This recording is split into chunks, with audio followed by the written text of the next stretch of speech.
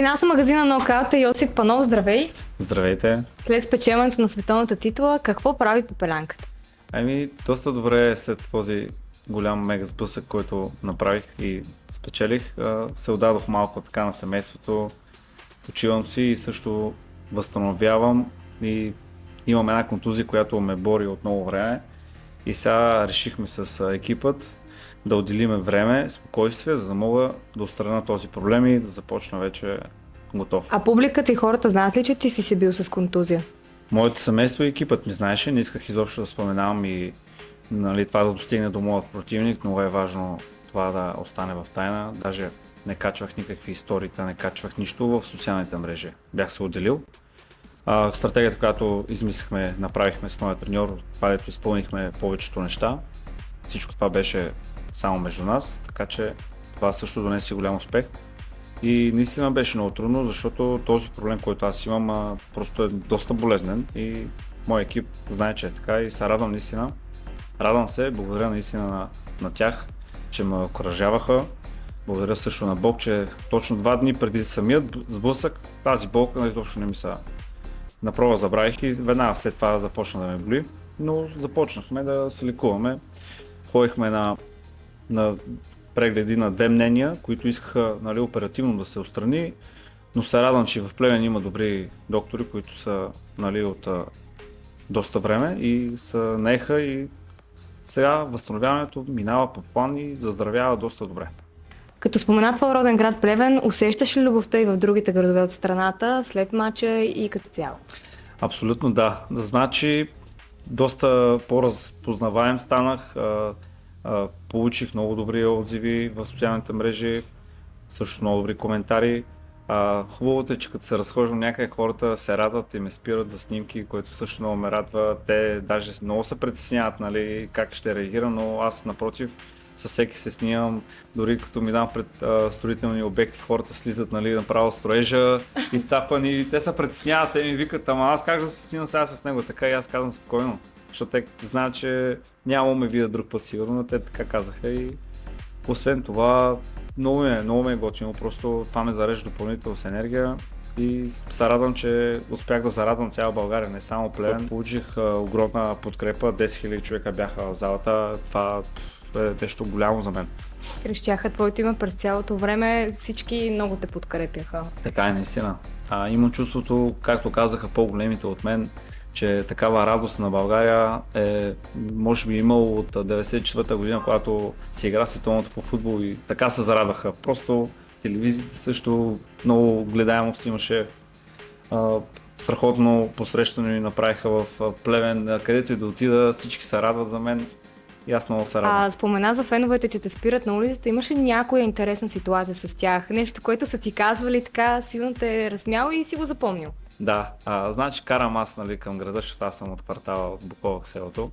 И тръгвам аз и по едно време гледам някакъв почва да ми пибитка, и аз също му удигнах ръка, обаче той ме задмина, след това пусна аварийен режим, спря и имаше леко задръстване, малко бавно се движихме и той слезе от колата и почна да тича след мен, човек. И аз направо наистина не знаех какво да правя, отбих аз в страни и слязах, той вика, моля те да се снимам, защото съм от чужбина, просто няма да имам друг такъв шанс. И това много ме зарадва. Викам си, леле, направо от пътя, човек, от пътя направо спира пред мен и такъв тича след мен направо. Не си ли помисли, че ще бие? Викаш, айде! Не. Изобщо не ми минават такива неща през ум. И сега какво следва в твоя кариерен път? Доста интересно е, защото съм вече претендент в други титли, които са много престижни и там са наистина много добри боксьори. Тази победа ми даде голям тласък напред в ранглистата. И тепърва с моят менеджер, още обмисляме с целия екип какво ще правим, но вече за подготовката мога да кажа, че ще започна на Белмекен. Се надявам да съм здрав до тогава. И там да стартираме подготовката, защото Белмекен е емблематично за всички спортисти. Там кислородът е доста сгъстен и дава един голям обем на издръжливост.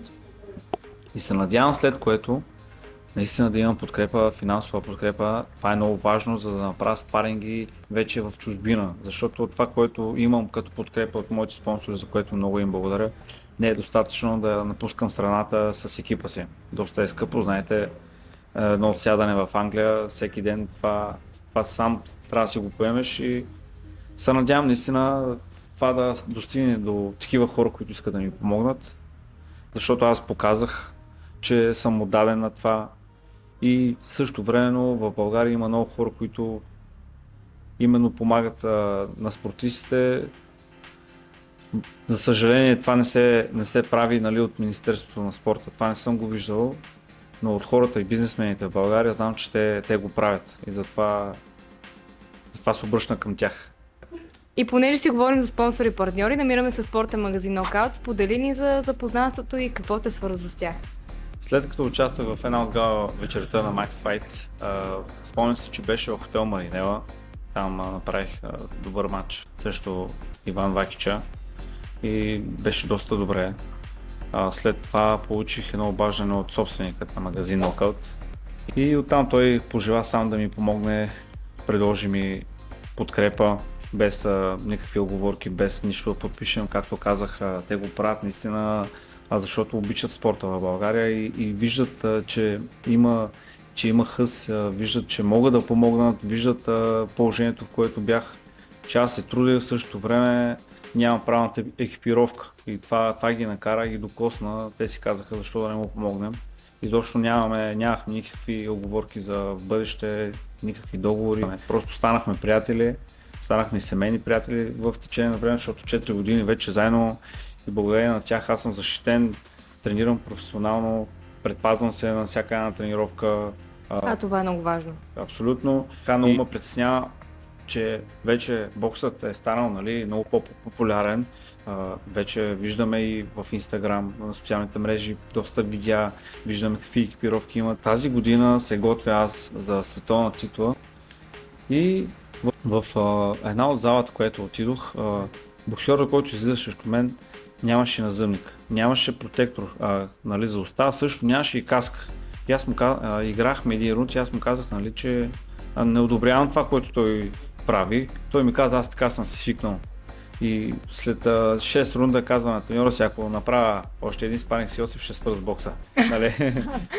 Няма да споменавам имена, но може да е било в кръга на майтапа, но аз после му обяснявам. Викам му, аз имам екипировка, една от най-добрите екипировки, благодарение на Knockout. Имам бандаж, имам кецове, имам каска, ръкавици, назъмник протектор, който е на високо ниво и мога да кажа, че това са най-добрите продукти в България, така че...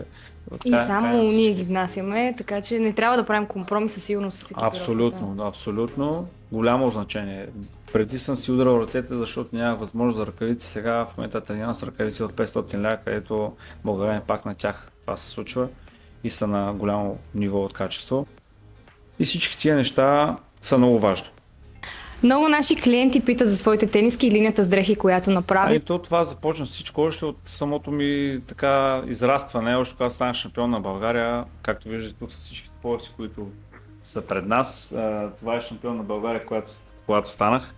След което станах тази година ми е, да се казва, най-хубавата година в спортната ми кариера, защото в април месец спечелих интернационалния пояс на боксовата организация UBO, след което сега спечелихме световната организация на UBO.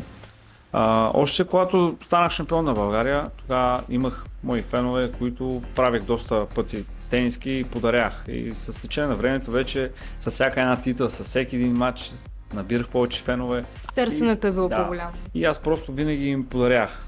Но и си бях обещал, ако стане европейски или световен шампион, тогава ще започна наистина да го промотирам и развивам, за да може да достигне до повече хора. Защото знаете, че като инвестираш една сума, примерно за подарък, просто не мога да си позволя толкова много тениски просто. И за това започнах. И сега като видях хубавият интерес, заедно с партньорство с Knockout, ще започнем и в София, в магазин Knockout, да има вече от моята линия дрехи, която може да разгледате скоро време, вече ще покажем какво имаме. Ще бъде наличен в нашия магазин. Докато нареждахме поясите, доста са тежки някои от тях. Разкажи малко повече за самото връчване. Интересно ми е какво е било чувството, като си ги получавал. Ти ни разказа, че са били много тежки. Сподели ни. Значи всяка една среща е още в нали, в главата ми. Още знам къде ми беше трудно, кой рунд, кога има критични моменти. Просто срещу всеки, който съм се изправил от тези пояси са доста Силни. титуловни, силни съперници, които показаха страхотни качества. Също съперника си за интернационален пояс, когато се изправих. Още първият рунд, така 2 дни беше в главата този ляфа прекът, който така ми дойде и когато го оцелих, просто той се просто на земята. Толкова силно го бях ударил, че му взех сигурно едно 30% от възможностите. Той не можеше да се възстанови през целия матч. И аз бях си оставил един капацитет, нали, след 5 рунда натискам, то настъпи 6 рунд и моят треньор ми каза въгъла, просто имаш 5 рунда спечелени, не мисля, че е нужно да влизаме в размяна и в големи рискове, като ти вече си шампион. И матчът беше в 8 рунда, аз доста добре се справих. Чудесно, добре. А за другите, за световните? За световната титул мога да кажа, че този съперник беше най-добрият, който, нали, в ранглистата беше много напред от мен, много по-титуловен от мен. Аз много благодаря на всички от България, на всички, които знаеха, че ще спечеля, но просто съперникът беше по-добрият от нас, нали, като визитка, като ранг. И тази победа, естествено, ни изстреля сега над него, което е нормално и, нали, за това го правиме. И се радвам, че успях, просто срещу него беше много неудобно, защото първо той е обратен гард.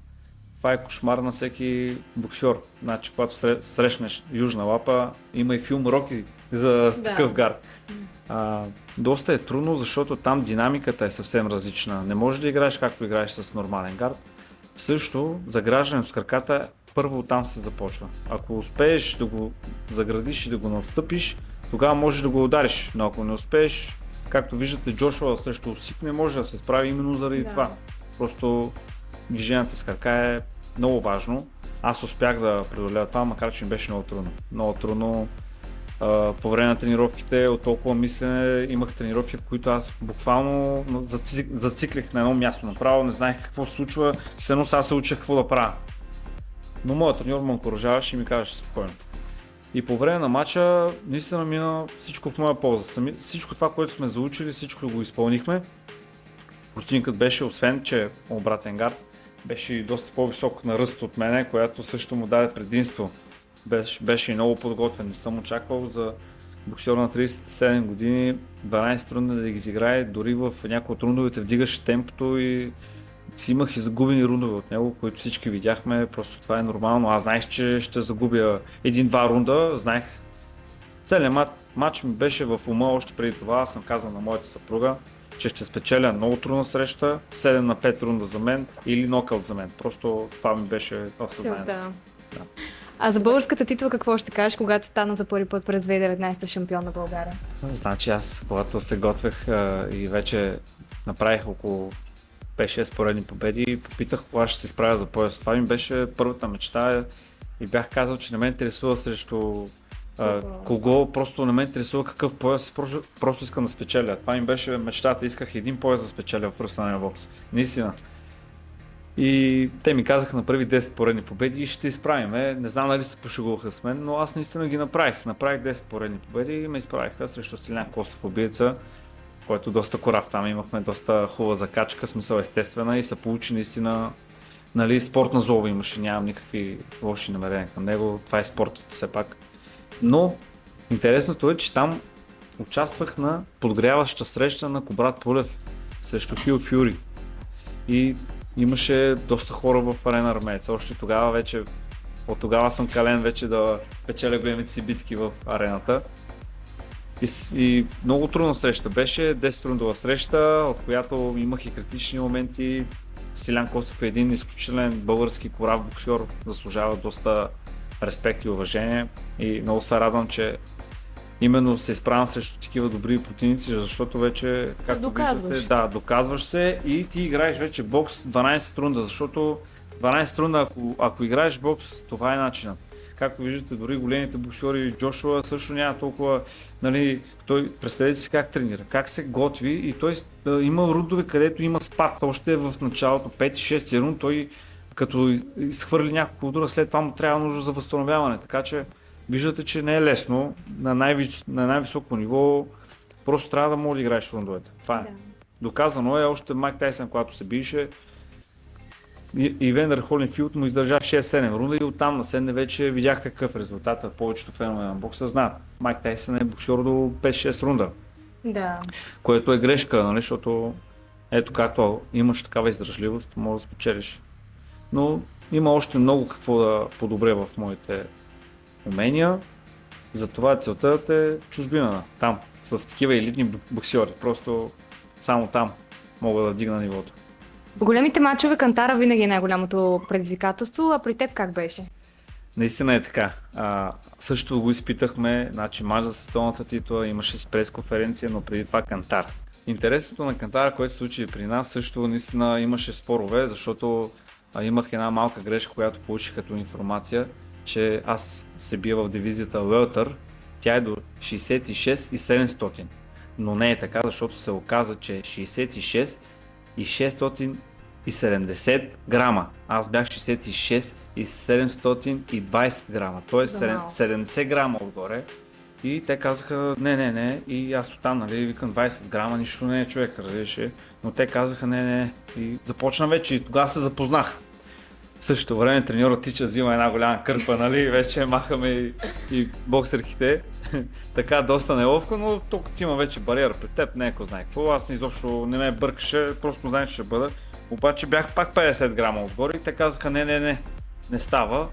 И просто се изсмях, такова, качих се в стаята, облякох се, една лека загрявка направих, след като бях 100 грама отдолу, но ми отне около 40 минути. Хубавото, че имахме право да 2 часа да ги свалиш, иначе може всичко да се, нали, да приключи.